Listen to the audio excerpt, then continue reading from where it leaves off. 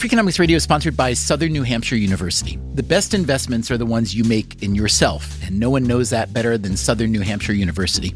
With more than 200 online degree programs, no set class times, and low online tuition, Southern New Hampshire University is built to fit your life today and set you up for success tomorrow. Education is an investment. Why not make it a smart one? Apply for free at snhu.edu/Freakonomics. Freakonomics Radio is sponsored by Hotels.com. Hotels.com gives you access to hundreds of thousands of hotels worldwide, and when you join for free, you can save up to 20% instantly with member prices. Plus, every stay earns rewards, so when you book one trip, you're already lowering the cost of the next one. Hotels.com is simple, rewarding, and designed to help you get more out of every stay. Sign up for free and book today. Hotels.com. It's all in the name. Freakonomics Radio is sponsored by Amica. You know what they say, if you want to go fast, go alone. If you want to go far, go together. So go with Amica and get coverage from a mutual insurer that's built for their customers, one that looks after what's important to you together. Auto, home, life, and more, coverage that fits your unique needs. Amica helps you protect what matters most. Visit amica.com and get a quote today.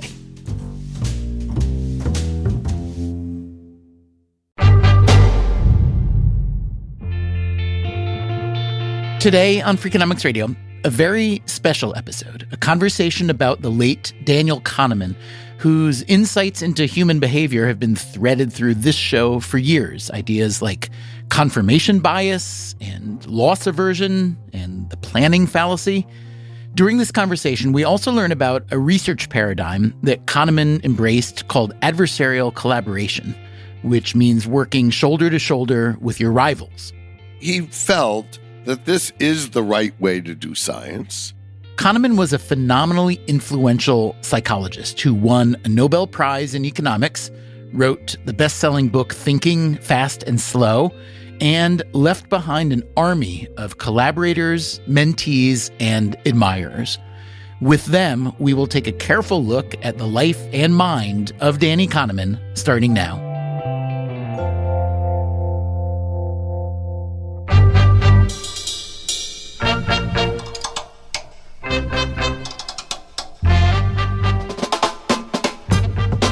This is Freakonomics Radio, the podcast that explores the hidden side of everything, with your host, Stephen Dubner.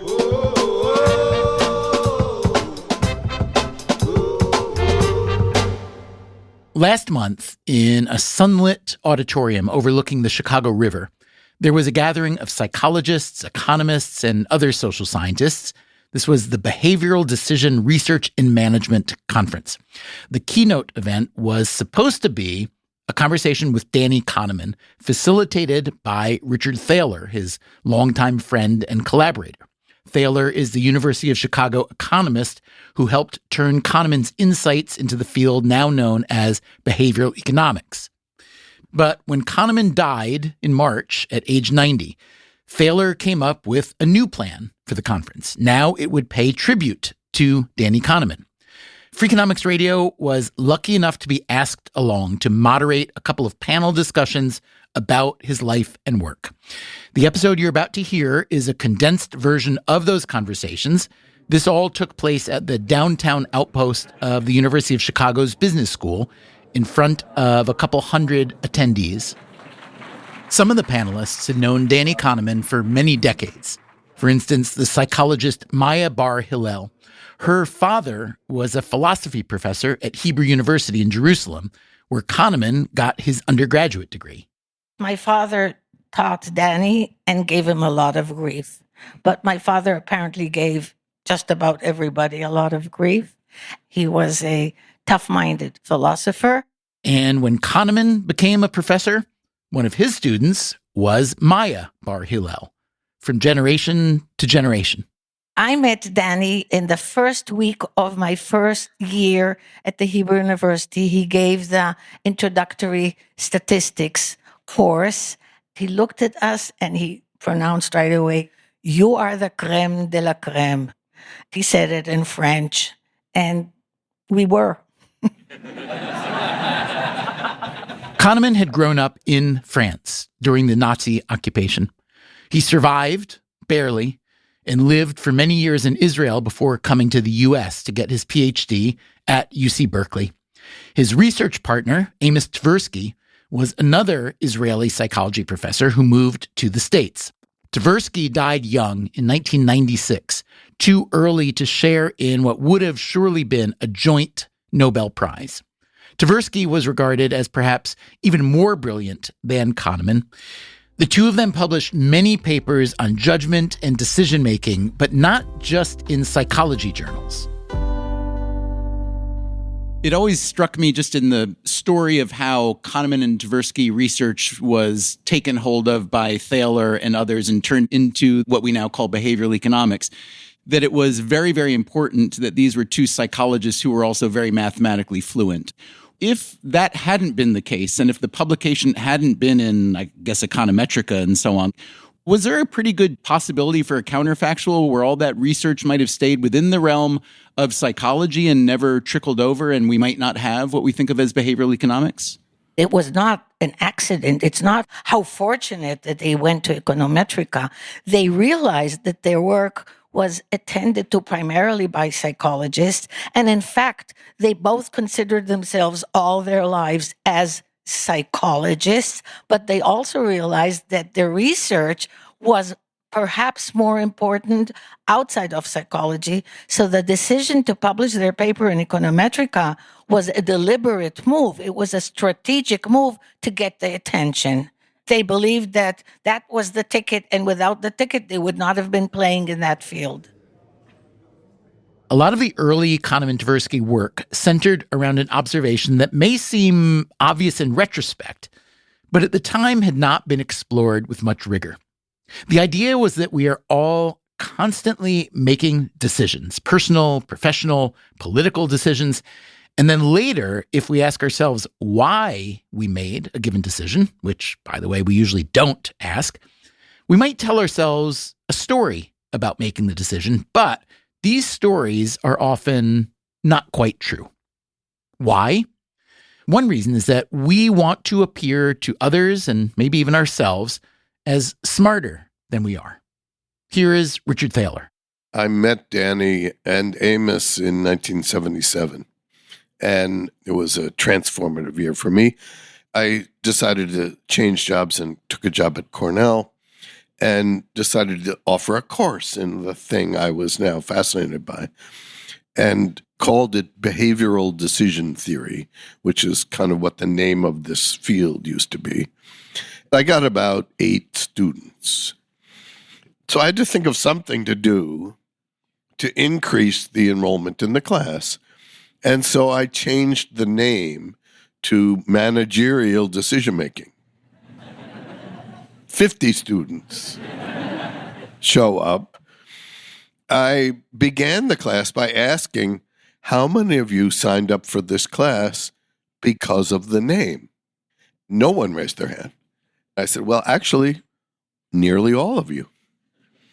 That's one illustration of what Danny's talking about. No one thinks they would be stupid enough to sign up for a class based on the name.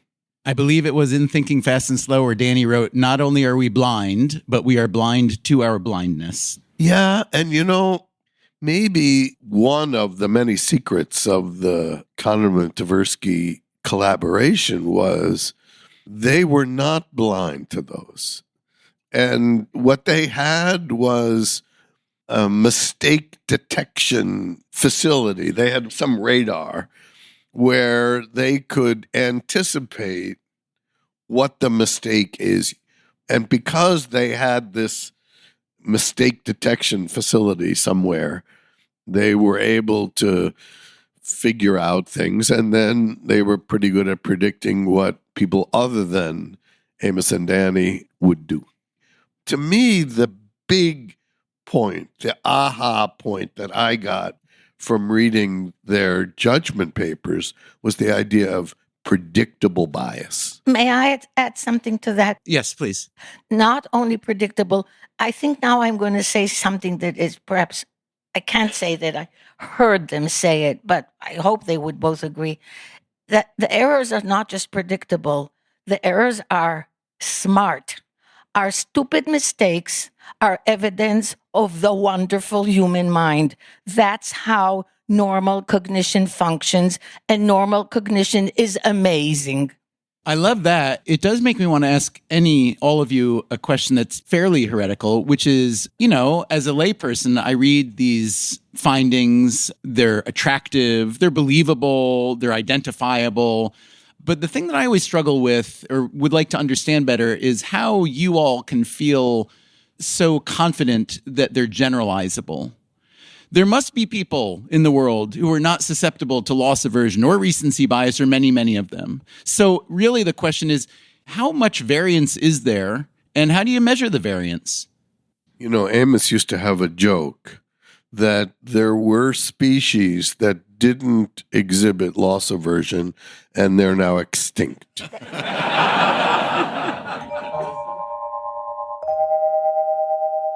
Think about what Maya Bar-Hillel was saying there about the smart errors we all make. It would be easy to overlook the baseline insight that Danny Kahneman offered, that people make thinking mistakes all the time. Now, most of us, upon hearing this, might say, no kidding. Our species is highly fallible? Who doesn't know that? But it is our fallibility, Kahneman realized, that makes us interesting and worthy of inspection. He accepted that humans are capable of wonderful things as well as terrible ones, but that we are overconfident in our abilities, that we often have poor self-control, and that we employ an arsenal of mental shortcuts or heuristics to make decisions or reach judgments that often turn out poorly. And even when presented with evidence of our mistakes, we usually fail to change our minds. Here is Eldar Shafir, who runs the Kahneman-Treisman Center for Behavioral Science and Public Policy at Princeton. He and Kahneman used to co-teach a class. One lecture that I love that Danny used to give in our course, we would talk about people's not good sense about conditional probabilities. And then we had a clip of the O.J. Simpson trial, where Dershowitz explains to the jury that the probability that a beaten woman is going to be killed by her beating partner is extremely low, which is true. However, we're not predicting the chance that Nicole Simpson will be killed. She has been killed. The probability that a beaten woman who has been killed was killed by her partner is immensely high. That nuance of not being sensitive to these conditionals has major implications. He was so genuinely curious and intellectually alive. He presented the same way to the Swedish monarchy and to an undergraduate. He just wanted to think about it. He wanted to struggle with the question. He wanted to listen and think of the best theory. That was what's so impressive. When we taught together, we took turns lecturing. Here was Danny, before and after the Nobel. And every class, he would come and sit down with the students and listen. He could easily not have shown up. It's other people's lecturing. He was always there, asking questions, answering questions, devoted to understanding, always had a new thought about something that we have done on slides for 3 years in a row. In many things that were written about Kahneman, I'm always amused by the fact that they say he was aware of these quirks and fallacies, but he was aware that he has them too. And that sort of implies that since he was aware, it wasn't as big a deal. There's a couple of recorded interviews with Danny during COVID where he predicts that COVID means life imprisonment for the more advanced in age. And, he was wrong. He lived a couple of wonderful years after COVID. There was a sense in which he really sank deep into the same error that he was able to predict and acknowledge. The other amazing thing about Danny is when he won the Nobel Prize, you have to give a lecture. And he gave a lecture and decided he was going to give a new interpretation of all of his work with Amos, using this two-system approach. I kept saying, Danny, you have 2 months to do this. Why are you starting over? They gave you a Nobel Prize for what you did. You don't need a new reinterpretation. But that lecture in Stockholm was the beginning of what led to Thinking Fast and Slow, because He was reinterpreting all the heuristics and biases stuff in the lens of system 1 and system 2, which is your immediate reaction versus when you sit down and think about it.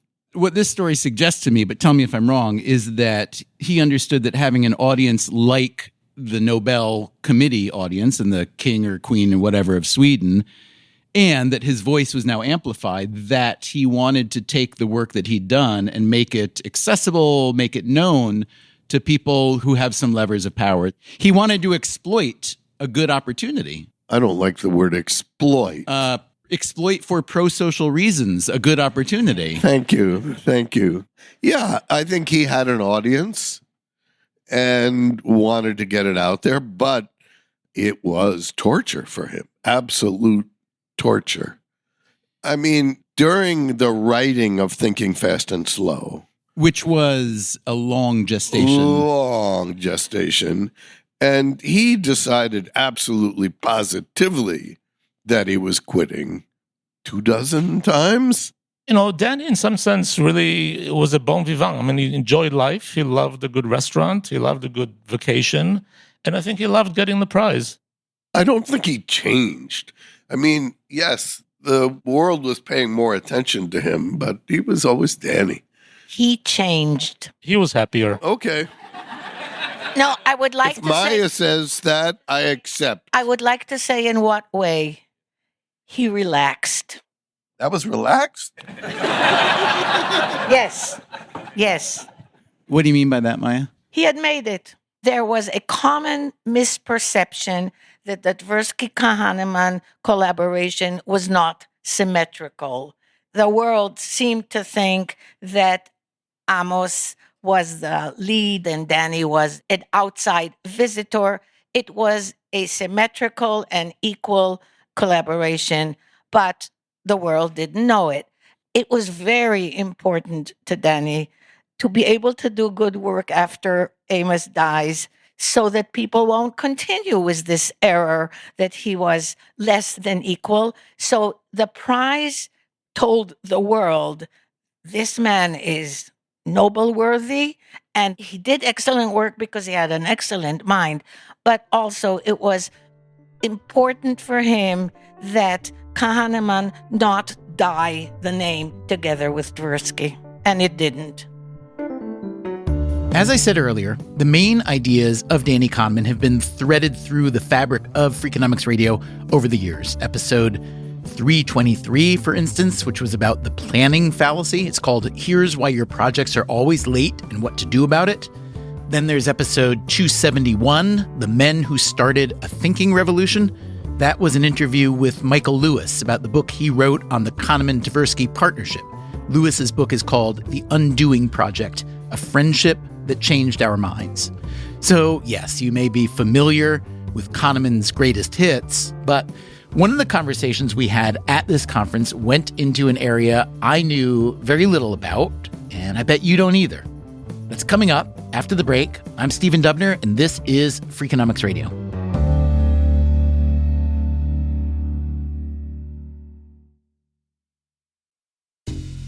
Freakonomics Radio is sponsored by Southern Company. The world and its energy needs are always changing. Southern Company's commitment to meeting this demand stays the same. That's because Southern Company believes energy is more than a utility, it's what powers possibilities. So they are looking ahead and investing $80 billion in infrastructure upgrades and are committed to fueling growth in ways that benefit all customers so that reliable and affordable energy is accessible for generations to come. Go to southerncompany.com to learn more. Southern Company, building the future of energy.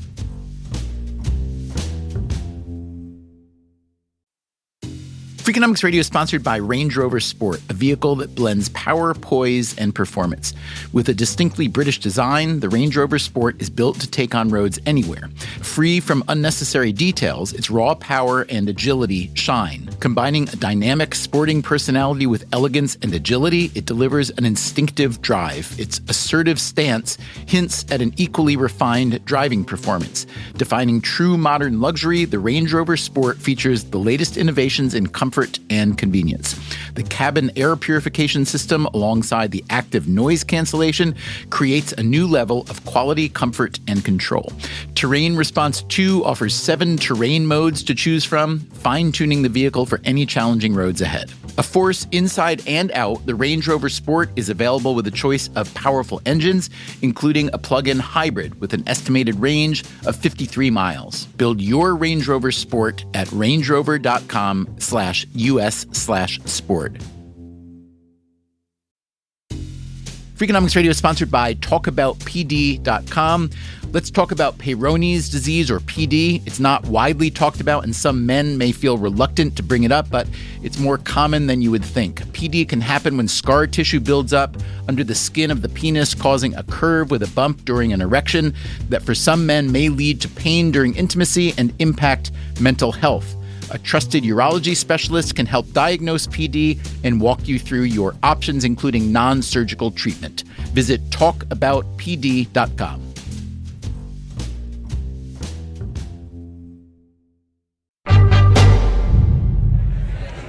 Good morning. Good morning. We have a session this morning, as you know, on adversarial collaboration. Day 2 of the conference with a panel devoted to a different way of doing business in the behavioral sciences. Let's begin with a short clip from the late Danny Kahneman. This was recorded in 2022. Controversy is a terrible way to advance science. It is normally conducted as a contest in which the aim is to embarrass. The feature that makes most critiques intellectually useless is a focus on the weakest argument of the adversary. It is common for critics to include a summary caricature of the target position, refute the weakest argument in that caricature, and declare the total destruction of the adversary's position. It's rare for anyone to concede anything. Doing angry science is a demeaning experience. Doing angry science, Kahneman came to believe, was a terrible thing. He knew this firsthand. Before the accolades, the prizes, the acceptance, Kahneman and Tversky came under a great deal of criticism. Gerd Gigerenzer published his first critique of our work 37 years ago, and he's still not done with me. And here again is Richard Thaler. I've certainly had my share of angry science exchanges. They're no fun, and there's never any light, only heat. And that's why Kahneman came up with a different model, what he called an adversarial collaboration. He felt that this is the right way to do science. All of the collaborations shed more light than heat. The typical debates in academia are exactly the opposite. So I think Danny has a good point. Kahneman was trying to solve a fundamental problem in social science research. It's natural for scientists to disagree with one another, but there's no clear mechanism for resolving those disagreements. So, what if researchers who disagree work together in good faith to resolve the issue? And what if they take on a neutral third party to serve as an arbiter? That is what Kahneman called an adversarial collaboration. He participated in a variety of them over the years. The conversation you are about to hear includes some of the key players. Let's start with introductions. I'm Tom Gilovich. I'm a social psychologist at Cornell University. I'm Barbara Mellers from the University of Pennsylvania, and I was fortunate to be the arbiter in 2 adversarial collaborations with Danny 20 years apart. I'm Matt Killingsworth. I'm also at the University of Pennsylvania, and I study human happiness and well-being, like what makes life worth living and how do we collect data to try to understand what makes life better. My name is Shane Frederick. I am a professor at the Yale School of Management. Tom Gilovich, let's start with you. Let's hear basically the story of the adversarial collaboration with Danny. It began quite early in your career. Give us the whole story. I had published with Vicky Medvik a chapter in a book on counterfactual thinking. When I wrote the chapter, I don't know if I was aware that Danny was going to write the wrap-up chapter where he comments on all of the other ones. So I don't know if his voice was in my head as we're writing the chapter. What's the chapter about? What's it cover? A lot of it covers the subject of regret, what we regret most in life. Amos and Danny had published a study showing you regret things of action more than inaction. The example they used is, imagine you own stock in one company, you think, okay, that's run its course. You switch to another and it tanks, you lose a certain amount of money. Versus you're thinking about buying this stock, you decide not to, it takes off and you lose the same amount of money. Which would you regret more? And almost everyone anticipates that you would regret the action the most. Nonetheless, if you ask people what are the biggest regrets in your life, what dominates are things they didn't do. And so a lot of the chapter was, how do you reconcile those two things? In approaching this riddle or puzzle in your mind, how did you measure? What was your actual research? Our research was, what's responsible for that difference? How do things change over time? Precisely because your regrets of action really hurt. You do things about them. Sometimes you change your life accordingly, or you certainly engage in lots of psychological work to achieve some level of peace. Because the inaction regrets gnaw at you less powerfully, you sort of leave them alone.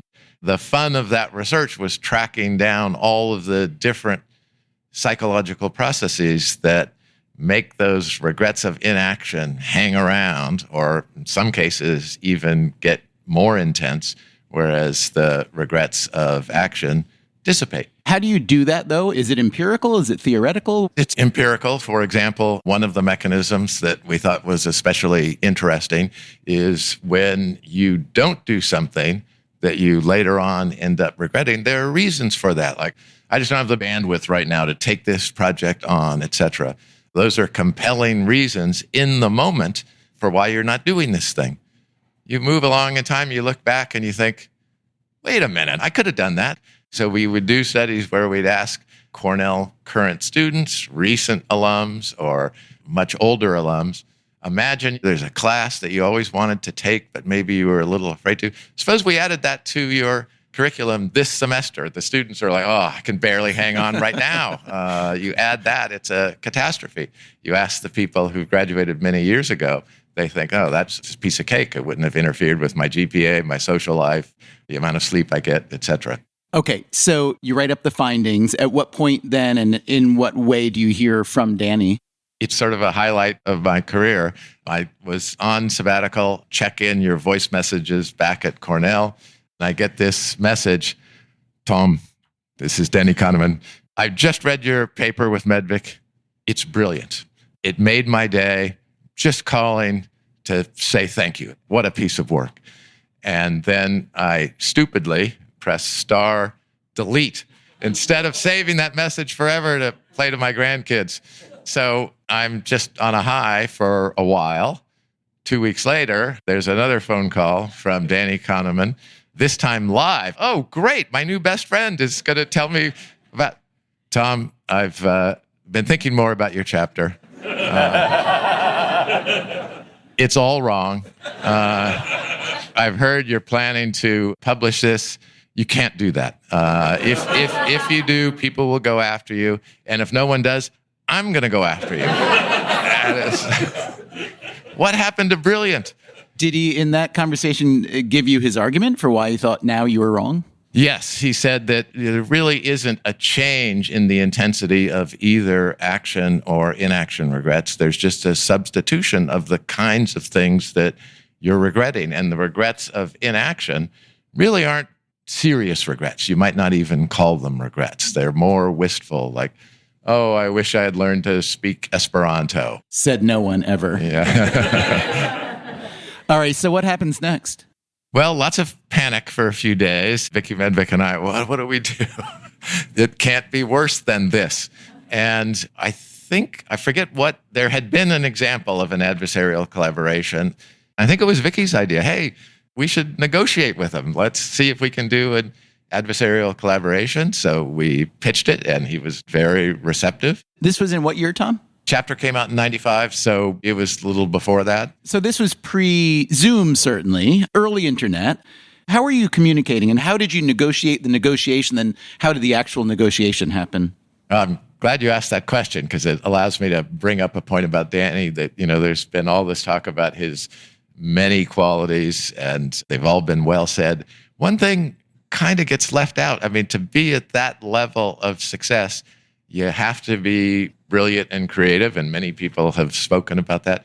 You also have to be a phenomenally hard worker. And man, he was on task all the time. It was amazingly easy to get that guy on the phone. I could get him on the phone more readily than I could get my co-author, Vicky, on the phone, and something seemed wrong about that.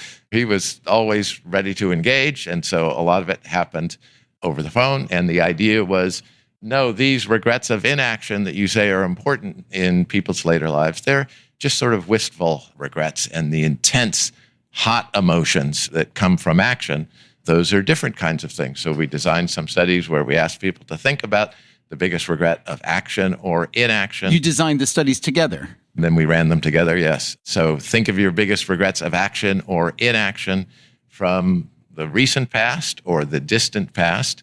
How many of these emotions do they lead you to feel? We had a set of 5 hot emotions, a set of 5 wistful emotions.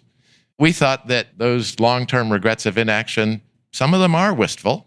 I wish I had learned to play the piano.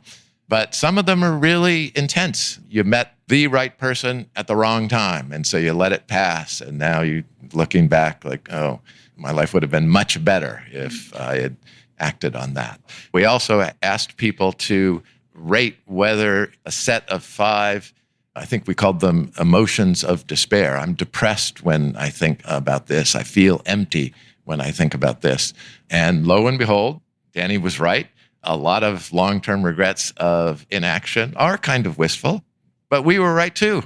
They also produce these big, powerful feelings of, oh, my life is not what it could have been. I feel empty and depressed thinking about these things that I didn't do that now seem so easy to have done. Did Danny, as a result, acknowledge that you were partially right as much as he acknowledged that he was partially right? Yeah, and that's in the paper. So truly a happy ending? I believe so, yeah. Certainly more happy than that second phone call that I got to. You then went on to collaborate with Danny several times, correct? Yes. I'm just curious, now that Danny is gone, and since your initial contact was this adversarial collaboration about regret, is there anything that you now regret not having worked on with Danny? I wouldn't say that there's a particular topic in mind, but to have someone in your life like that and not take full advantage of it, I wish I had just reached out to him more to have more contact with him. One of the nice things about this event here is this family feeling of all the people he reached, some of whom I know well, some of whom I didn't really know at all until now. They feel like family. So, often with families, you wish you had spent more time with them. Not my family, but,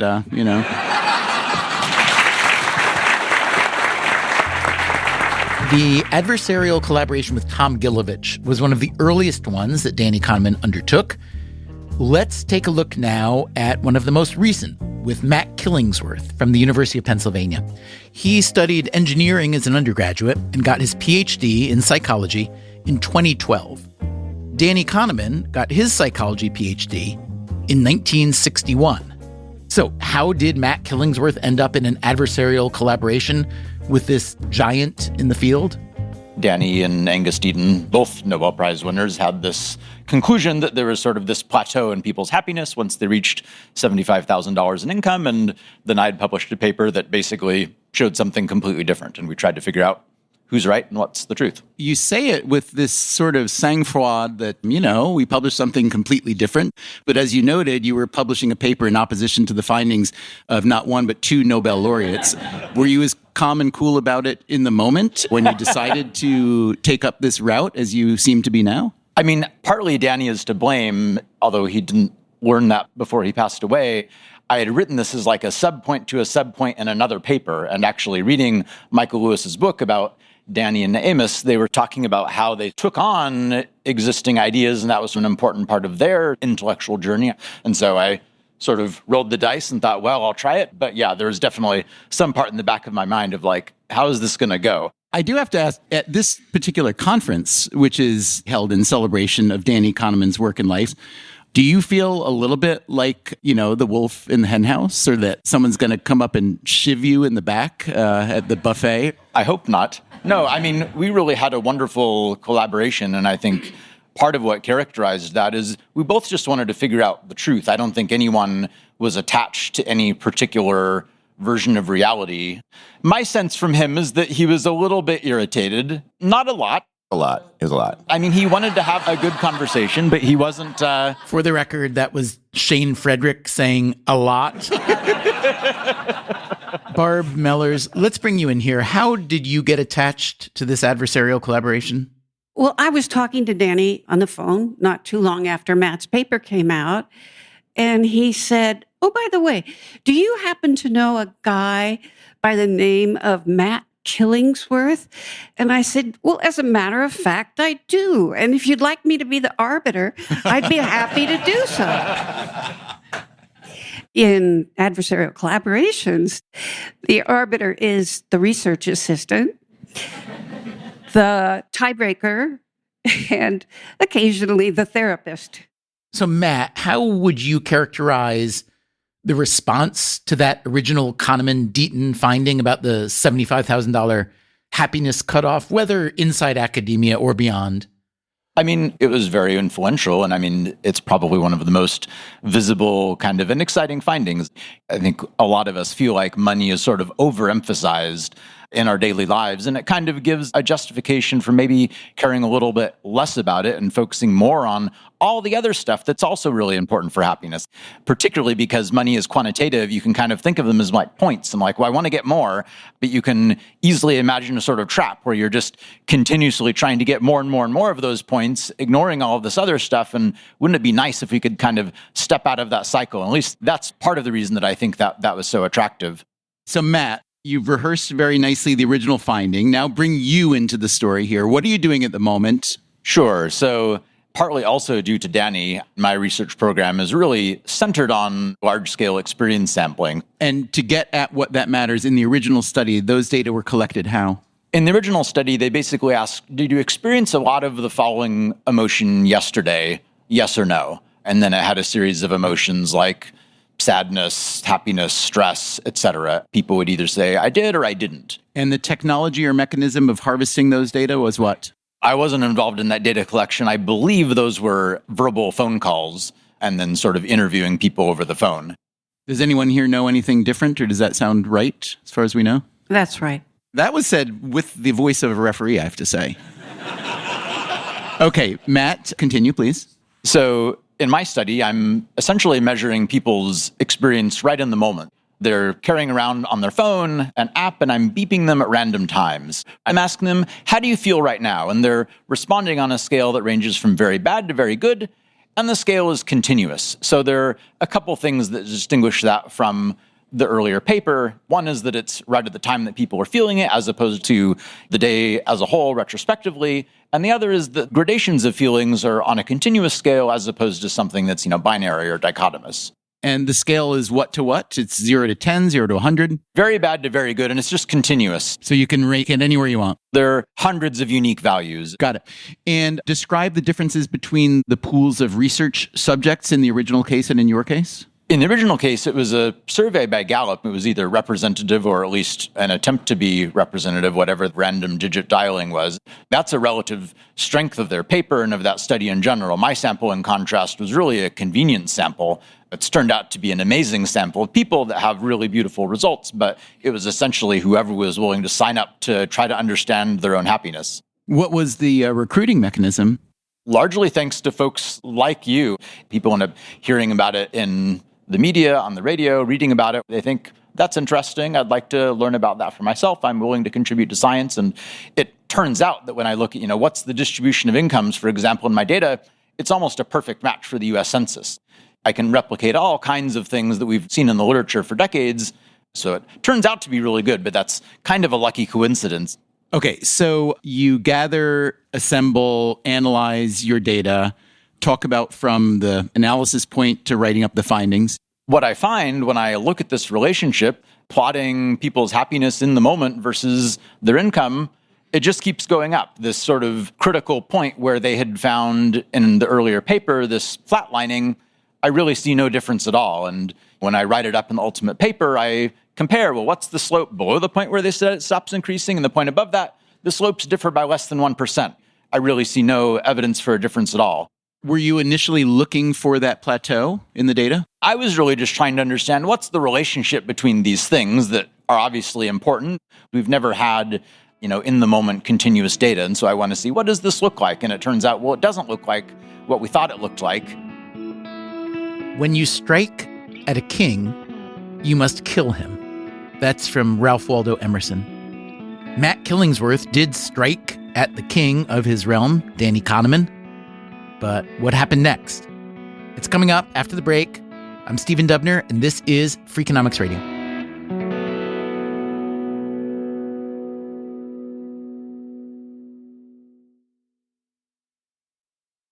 Freakonomics Radio is sponsored by Figure. Did you know that 40% of homeowners own their home outright? If that's you, don't let your equity sit idle. Tap it with a home equity line of credit. Figure, the #1 non-bank HELOC lender in the U.S., helps tap equity you've built in your home so you can do things like tackle a renovation or pay down debt.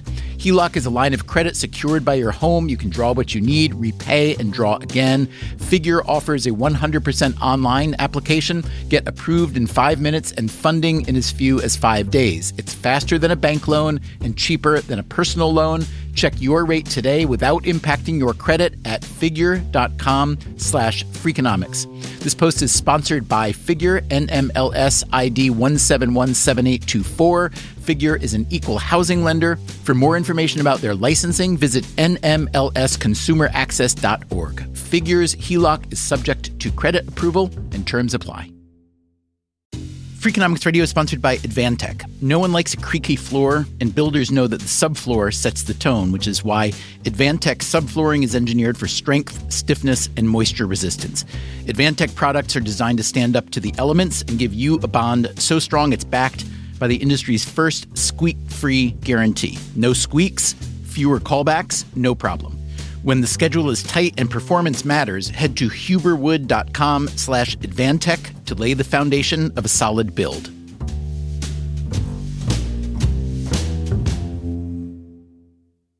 Freakonomics Radio is sponsored by LinkedIn Ads. Ever invested in something that didn't live up to the hype? Marketers know that feeling. They optimize for the numbers that look great, like impressions, but then they don't see revenue.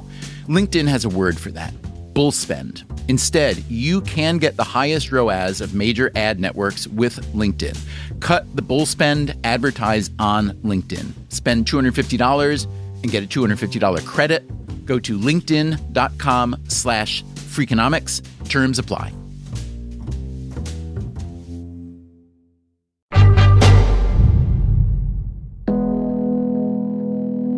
We've been hearing from Matt Killingsworth about his research on the relationship between income and happiness, research that disputed elements of earlier research on the same topic by Daniel Kahneman. So you write up the paper, and the paper not quite directly, but quasi-directly addresses the fact that your finding is contra to a significant earlier finding by significant scholars. What happens next? There's a fair amount of attention about it and so forth. Maybe a month or two afterwards, I get a note from Barb that she's been chatting with Danny. He's talking about Barb Mellers, a longtime friend of Danny Kahneman, as well as a University of Pennsylvania colleague of Matt Killingsworth. I think both of our attitudes was we just want to find out the truth. I have no personal attachment to what I found particularly, and I don't, other than his initial perhaps irritation, I don't really think Danny did. It was really just, what do we think is going on? Did you envision that perhaps you would then collaborate with Danny on a joint study? That certainly seemed to be the case once we got into it. But, these kinds of data took me many years to collect that data for them. They were a client on an external organization with a lot of resources. And so we ended up doing it by going back and looking at my data, which existed, which made it tractable. I can sort of cut to the chase a little bit of how we did that, if you want. I want to go back to Barb for just a second here. Barb, if you could give Danny's perspective or participation up to the point here where we're about to cut to the data. The starting point for Danny was the assumption that both data sets were valid. So how could they be so different? There must be a resolution in the data somewhere. And so the task was going to be, Matt became the research assistant and started doing all the reanalyses on his data. How would you characterize the tenor of this adversarial collaboration? Really civil and nice and, just the way it should go. So, Matt, you said you could cut to the chase. We're at the chase now. Cut to it. Essentially, the resolution was, if we look at the range within my continuous happiness data, what if we look at the low end, which is the part where their measure would have been sensitive, can we find a similar pattern? And lo and behold, when you zero in on that, rather than looking at the average trend, which keeps going up, you get not exactly, but very, very close to what they found. Certainly much closer to what they found than to what the average trend looks like. We both found that pretty convincing evidence that, what they found is true. There's nothing wrong with the analysis at all, but it was really a question of, how generally applicable is that? So from low to medium incomes, the unhappiest part of the distribution rises a lot. And then from medium to high incomes, the unhappiest part of the distribution barely changes. But the rest of the distribution is rising steadily. And in fact, at the high end of the happiness distribution, you get an inversion of that. So rather than a rise and then a plateau, you have sort of a shallow slope and then an acceleration. So in my lay mind, as I'm trying to process all this, what I'm envisioning is that there is a cohort of people who are kind of cranky and they may experience a little bit less crankiness as income rises, but there's a range in which their temperament maybe overwhelms their income. If anything, there's one of the steepest slopes for the unhappiest people in the range of low income. So getting out of poverty, if you're really miserable, is at least correlationally. But that's almost a different story, because escaping poverty versus going from middle to upper. If you aren't poor and you're really miserable, at least if you sort of extrapolate from there, it seems to not matter past that. And probably, as we speculate in the paper, at that point, if you have a decent amount of money and you're really unhappy, whatever's making you unhappy probably isn't due to the lack of resources. It's something else going on in your life.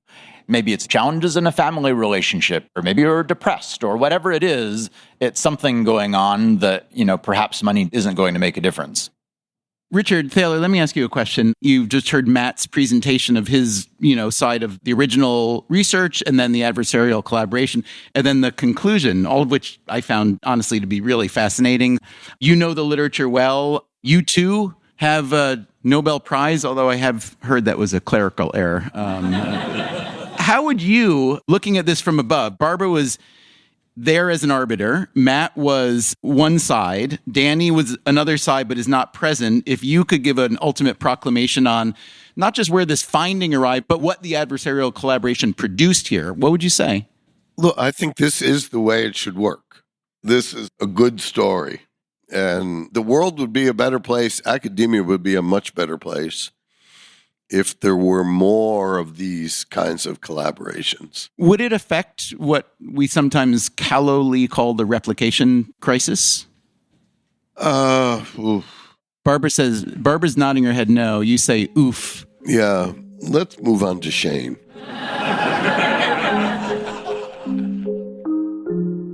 The discomfort you were hearing there about the replication crisis, that discomfort is related to a two-part series we recently produced on academic fraud, episodes 572 and 573. And while we're on the topic of discomfort, let me add one thing I'm thinking about as we're in the middle of this conversation about adversarial collaborations. Danny Kahneman is said to have introduced this concept into the realm of behavioral research. But if you're not a behavioralist, you could look at this as yet another example of how academic researchers discover something that people in the real world have been doing forever. There are all sorts of arbiters and referees out there, all sorts of processes for compromise and negotiation, even war games to test one plan against another and come up with the best solution. In the same vein, some people look at the big insights that have come out of this behavioralist research as essentially Aesop's fables with a little bit of math. Earlier this year, we made a series about the late physicist Richard Feynman. He didn't think the social sciences, like psychology and even economics, should be called science at all. He thought they were just too squishy to deserve that name. And as for psychologists discovering the idea of adversarial collaboration, well, Feynman was a junior member of the Manhattan Project, which in its quest to build an atomic bomb brought together the most brilliant and argumentative group of scientists ever assembled. That was adversarial, and yes, it was in the end a successful collaboration. Anyway, back to Chicago. As Richard Thaler suggests, let's move on to Shane Frederick. He is a behavioral scientist at Yale who collaborated with Danny Kahneman on several projects and is cited throughout Kahneman's book, Thinking Fast and Slow. Kahneman saw Frederick as a protege, and they had a close relationship, sometimes a bit too close. So I'm at 10 o'clock on a Monday, maybe like third quarter of Monday Night Football. I get a call. Shane, he said, are you watching the game? It was one of the rare times I wasn't. I said, no. Fantastic. I want to talk about heuristics. Another time, it was like 2 o'clock in the morning. We're going back and forth. And eventually I'm getting, sleepy. And so go to bed. And I wake up in the morning, and the very next email from Danny, Shane, don't play dead on me. One idea they worked on together was the cognitive reflection test, or CRT. It is meant to measure a person's ability to override their gut instinct and think more carefully about a problem. Here's a famous example. A bat and a ball cost $1.10 in total. The bat costs $1 more than the ball. How much does the ball cost? If your first inclination is to say 10 cents, congratulations. You are like just about everyone else. What the CRT measures is, can you slow down and actually calculate the answer rather than just go with your gut? If you can, you will find that the answer is 5 cents. Remember, the bat costs $1 more than the ball. Shane Frederick has spent much of his career designing such tests. Some of the items are novel. Some I invented. Many of them I didn't. I collect. Some of them are revised. One goes back to at least 1919. There are variants of it. And they were used then in an academic setting or like an employment? No, they're just like in books of riddles, stuff that Maya would read. But they weren't stumpers. No, they weren't stumpers. I think I must tell the audience what a stumper is, okay? That, again, is Maya Bar Hillel. A one-way ride costs $10. A round trip costs $20. A passenger hands the cashier $20, saying absolutely nothing. The cashier knows right away that the passenger wants a round trip rather than a one-way and change. And the question is, how did the cashier know this? Does anyone in the audience who does not know the answer to this stumper previously want to take a guess to the answer? If you're stumped, good, because that's why they're called stumpers. A stumper is unlike one of Shane Frederick's CRT questions in that your intuition doesn't produce an obvious but wrong answer. It only has to do with my love of riddles, which I share with my partner in this research, Shane Frederick. And we really came to this out of love of riddles, but we're both professional psychologists. So we felt like we had to approach it from the point of view of psychology. Now, Danny. Wait. Oh. Answer, please. Oh, no way. No, I'm not going to answer. That's not what I was paid for. All right, I will answer. He handed the ticket agent 2 tens. Ah, very nice. Did they pay you for that? I'm getting paid the same as you, Maya. But there was something more at stake here than answering a riddle. Bar Hillel, along with a co-author, wrote a paper arguing that cognitive reflection tests are not a good measurement of anything beyond math skills. And this argument led to an adversarial collaboration. When I heard that Shane and Maya and Danny were having an adversarial collaboration, I didn't know who was on which team. Maya and Danny go back 60 years. Shane is like a son for Danny. The results of this collaboration have not yet been published, but Shane Frederick says that he and Kahneman essentially proved that the CRT is a good measure of cognitive abilities beyond just math skills. It seemed to do quite well, and it's doing well consistently. Time preferences, risk preferences, other sorts of things. And how would you characterize the nature of the collaboration? How adversarial was it? It wasn't so adversarial between the opposing groups. It's just like everybody's fighting with everybody else about everything.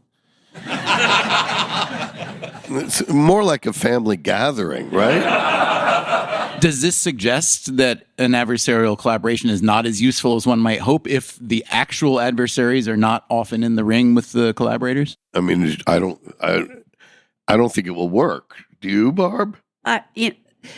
Do these things work? Well, what does work mean?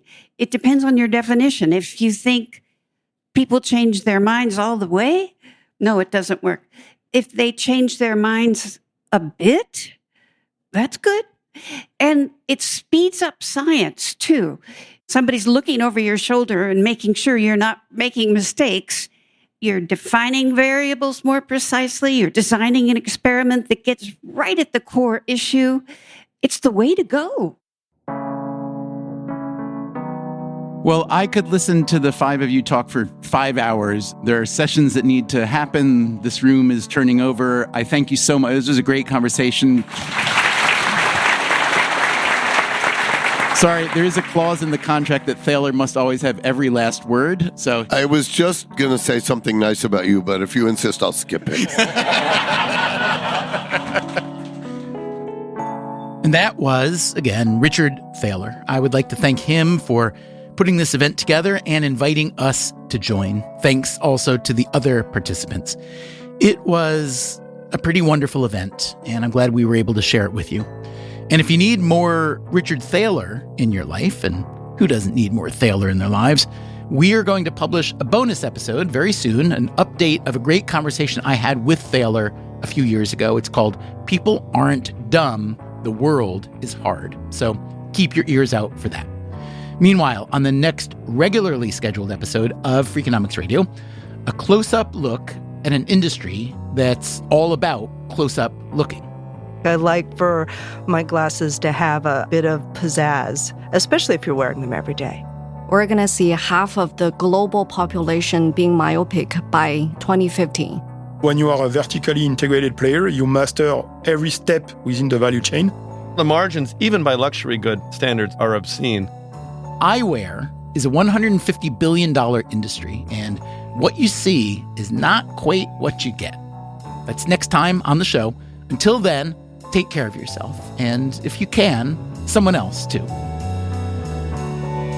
Freakonomics Radio is produced by Stitcher and Renbud Radio. You can find our entire archive on any podcast app, also at Freakonomics.com, where we publish transcripts and show notes. This episode was produced by Zach Lipinski, with live recording by Greg Rippin. Special thanks to conference organizers Amy Boonstra, Mark Temelko, and Chris Partridge, as well as the Black Oak AV team. Our staff also includes Alina Kuhlman, Augusta Chapman, Dalvin Abuaji, Eleanor Osborne, Elsa Hernandez, Gabriel Roth, Jasmine Klinger, Jeremy Johnston, Julie Canfer, Lyric Bowditch, Morgan Levy, Neil Carruth, Rebecca Lee Douglas, Sarah Lilly, and Teo Jacobs. Our theme song is Mr. Fortune by the Hitchhikers. Our composer is Luis Guerra. As always, thank you for listening. I think my mind was wandering. I have that effect on people, I've been told.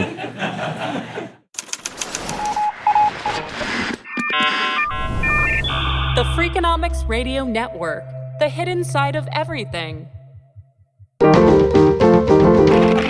Stitcher. Freakonomics Radio is sponsored by Ozempic. Innovation happens through rethinking what's possible, and when it comes to GLP-1s, Ozempic pill does just that. Learn more about Ozempic semaglutide tablets, 4 and 9 milligrams, by calling 1-833-OZEMPIC or visit Ozempic.com to view the medication guide and ask your doctor what's possible with FDA-approved Ozempic pill.